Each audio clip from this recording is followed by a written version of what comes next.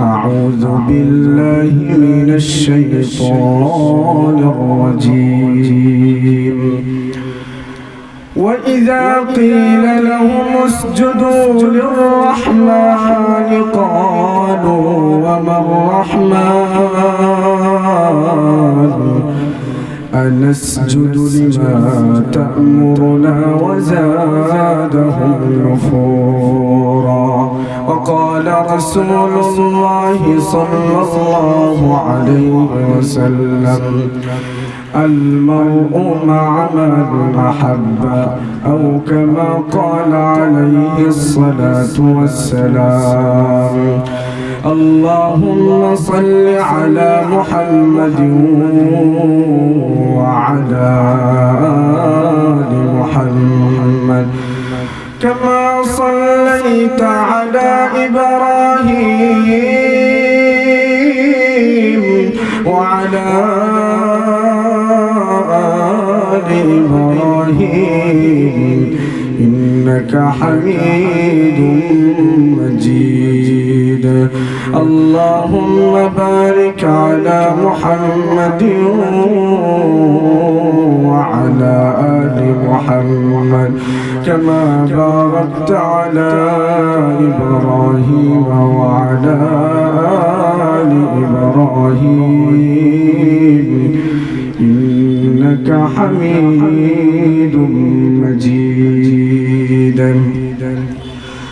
আলহামদুলিল্লাহ আল্লাহ রাব্বুল ইজ্জা ওয়াল জালালের দরবারে আমরা প্রত্যেকেই অন্তঃস্থল থেকে শুকরিয়া আদায় করব যে মহান রব্বে কারীম মাহকামুল হাকিমিন আমাদেরকে জামিয়াতুস সুন্নাহ হিফজুল কোরআন মাদ্রাসার উদ্যোগে আয়োজিত আজকের এই আজিমুশ শান মাহফিলে আসার বসার কোরআন এবং সুন্নাহ থেকে কিছু আলোচনা শোনার উলামায়ে কেরামদেরকে দেখার সৌভাগ্য যে রব্বে কারীম করে দিয়েছেন আমরা সকলে অন্তঃস্থল থেকে বলি আলহামদুলিল্লাহ।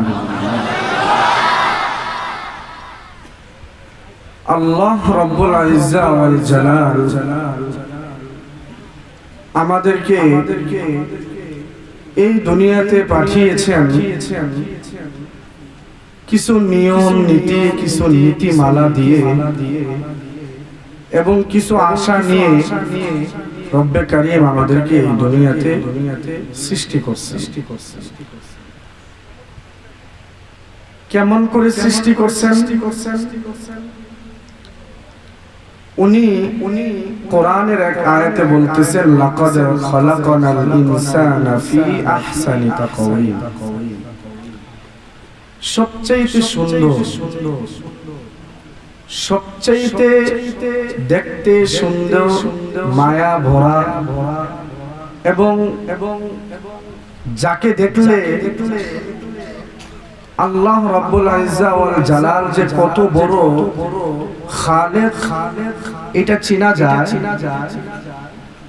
এই রূপ দিয়ে 18,000 মাখলুকাতের মাঝে সবচেয়ে শ্রেষ্ঠ সবচেয়ে সুন্দর বানাইছেন আশরাফুল মাখলুকাত সুবহানাল্লাহ। এই যে আল্লাহ রাব্বুল আলামিন এত সুন্দর করে আমাদেরকে বানাইছেন শুধুমাত্র 1800 মাখলুকাতের মাঝে সবচেয়ে শ্রেষ্ঠ বানানো নাই, 18,000 মাখলুকাতের মধ্যে সবচেয়ে সুন্দর বানাইছেন সুবহানাল্লাহ। শুধু সুন্দর বানাইছেন শ্রেষ্ঠ বানাইছেন তার মধ্যে সীমাবদ্ধ থাকেন না রব্বে কারীম।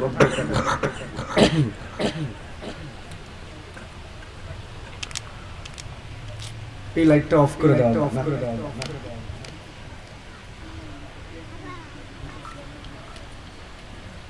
পোকা মুখে যায় এটা অফ করে দিলে হয় না? দেন তো দেখি।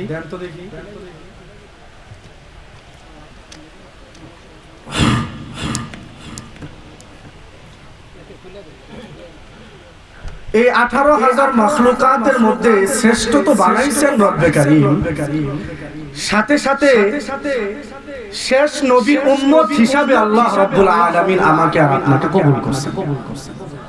সুবহানাল্লাহ। আস্তে বললেন।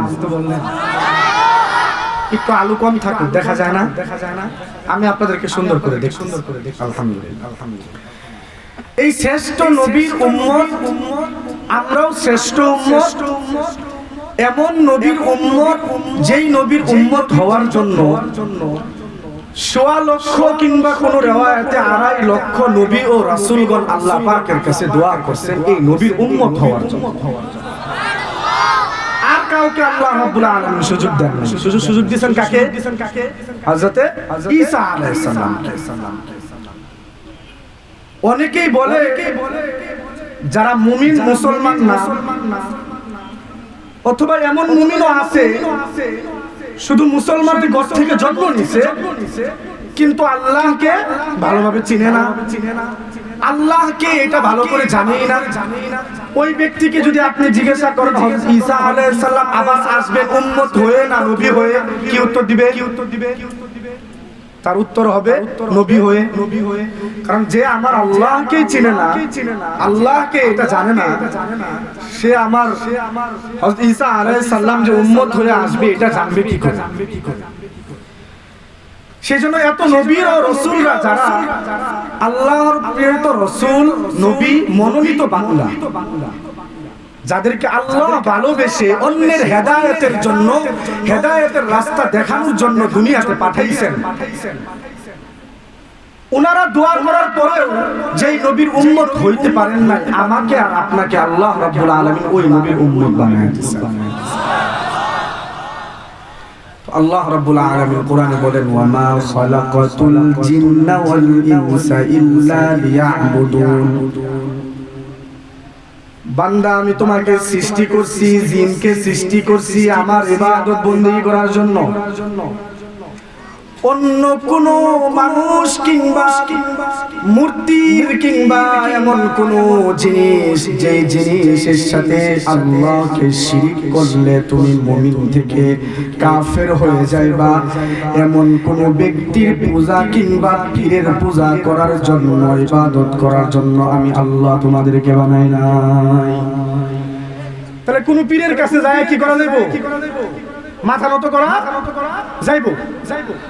আওয়াজ তো অনেক আসছে, মানে কিছুদিনের যাইবো আর কিছুদিনের যাইতো না, এরকম।